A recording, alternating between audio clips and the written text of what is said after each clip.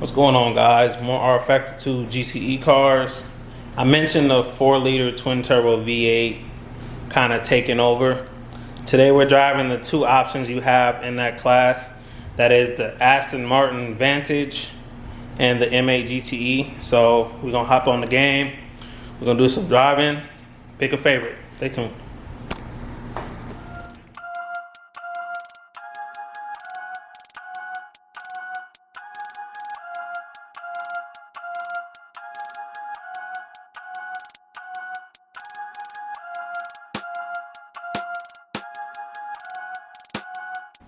What's going on, guys? Part 2 of the GTE series. Today we're gonna be going into the twin turbo V8 cars. First, we got the BMW M8 GTE, and the intro will be a little shorter today, only because I'm not doing a brief overview. But basically, we're gonna get into a little bit about each car. We're gonna drive them, and then same format. We're gonna pick a favorite. Today we're gonna be driving at the Nürburgring though. Unfortunately, WEC doesn't go here right now. I absolutely love the GP circuit, and that was because we didn't have a choice. I fell in love with it after driving it so much on Assetto Corsa Competizione.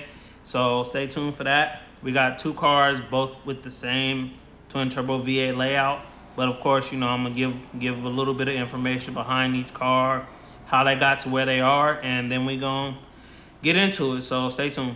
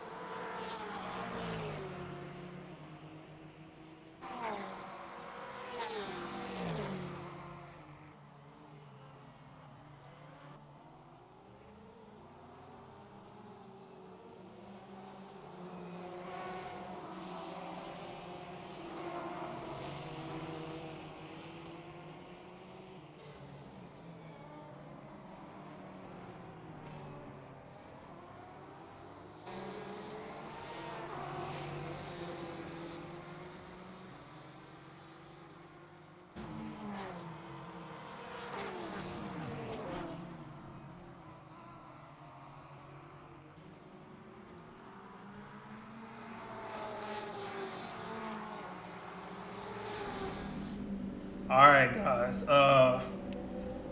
Not the M8 GTE car, but I can't help myself. I do really wish that DTM and Super GT were able to get it together and figure it out. So I just had to show that because not a lot of games have it. Anyway, back on track, right? M8 GTE, definitely one of the quietest car I've ever heard, the quietest race car I've ever heard in my life. So, you know, we'll start there. Like I said, we're about to hop into the game in a second, but obviously BMW, their factory liveries look really good to me. They always have. And then you got, especially like the black cars in particular. I love when they do the 4th of July stuff. And then right above that, you got Aston Martin with the Vantage GTE. One thing about R Factor that is kind of dumb to me is it says they have a 4-liter V6. It's a 4-liter V8. But I can forgive them for that because, I mean, there are more important things. But that does make me kind of like cringe a little bit. But honestly, I think the Aston will get the nod from me simply because I loved how the GT3 version drove. And it's one of the easier cars to drive. But let's go ahead and hop on to the track now.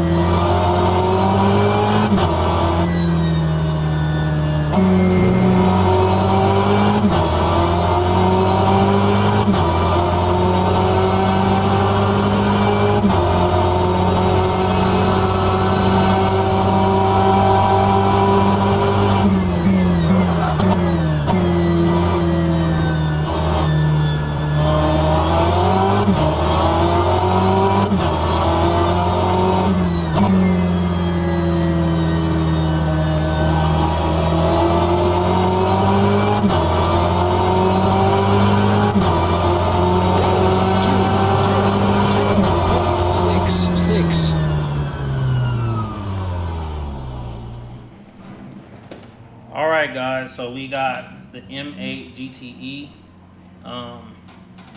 BMW, they kind of stress me out, man. You know, they're one of those manufacturers I like, but at the same time, some of the stuff they do just doesn't make sense to me. You know, one of the things that like I'll always remember with them is the decision to go from, you know, they quit making the E92 M3, so they moved on to the Z4, right? But then the Z4 comes along, same engine, it's killer, right? That car did a good job in GTE and GT3. I'm like, all right, they got it figured out. So then they're like, all right, we're gonna switch to something with a longer wheelbase, so we can have more, so we can have better aero for the car. Okay, that's fair. Then they go switch to the M6, which is just a bolt, but it did good. And then they're like, oh, we want to make something more specialized for the GT class. And that's how we got the M8. Now the M8 and the M6 share the engine, both 4-liter twin turbo V8s. And shout out to BMW because they actually brought the 4-liter twin turbo V8 out first. Not the very first ever, but the first where the turbos were inside the V. Really, really clean packaging and less piping, right? But the big difference between the M8 and the M6, obviously, it's a different car. But the M8 has a flat plane V8, while the M6 has a cross plane. So it's a little happier up top.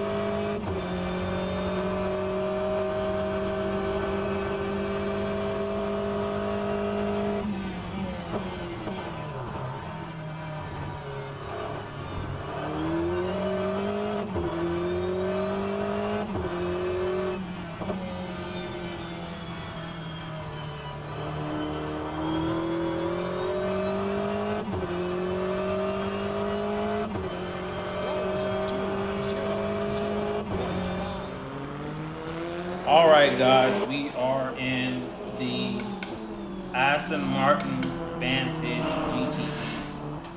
Now, warm-up lap here, but I mean the cool thing about the Aston, well, a little bit of the history. They were one of the last companies to switch from NA.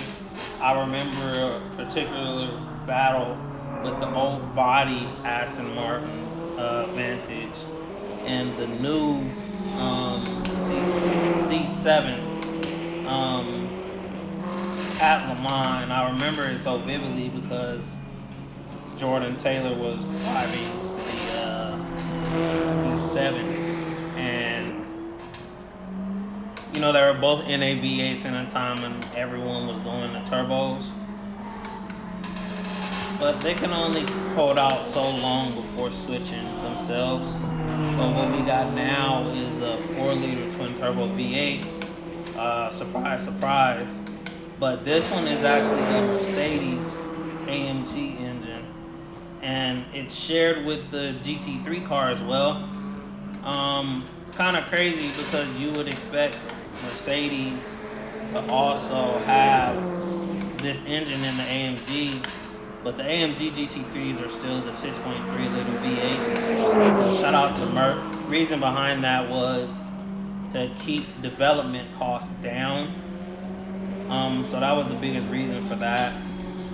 But the Aston is like known in ACC at least as one of the easier cars in the GT3 class to drive because it has so much downforce.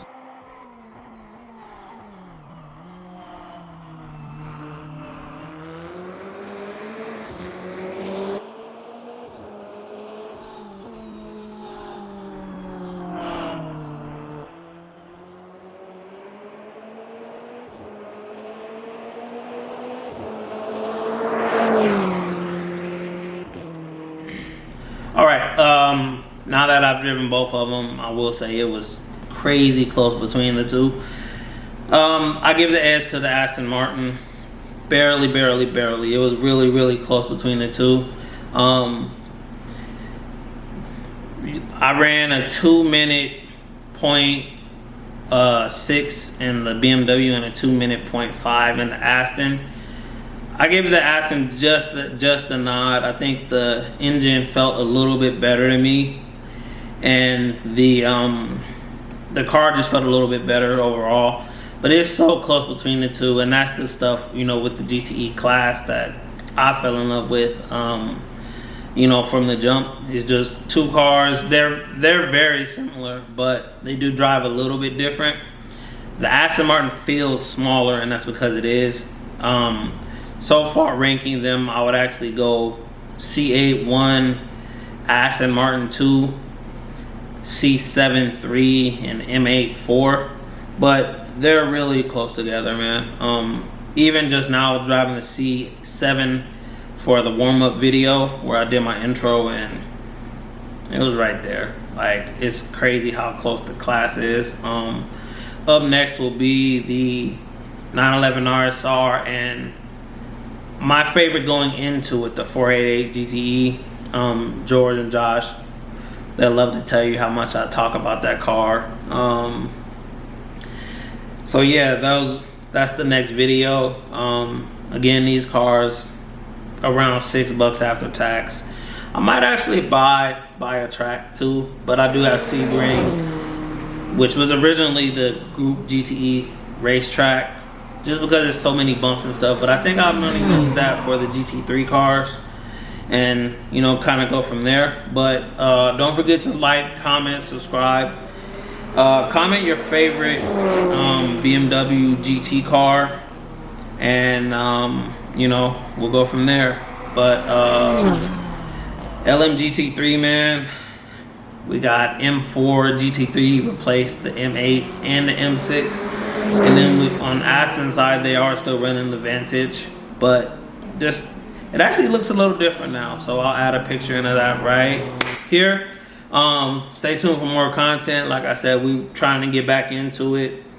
I'm really hoping that I can get a new chassis here sooner rather than later, and then we'll do the full Simpson pedal review. But anyway, stay tuned for more. Apex Vision out.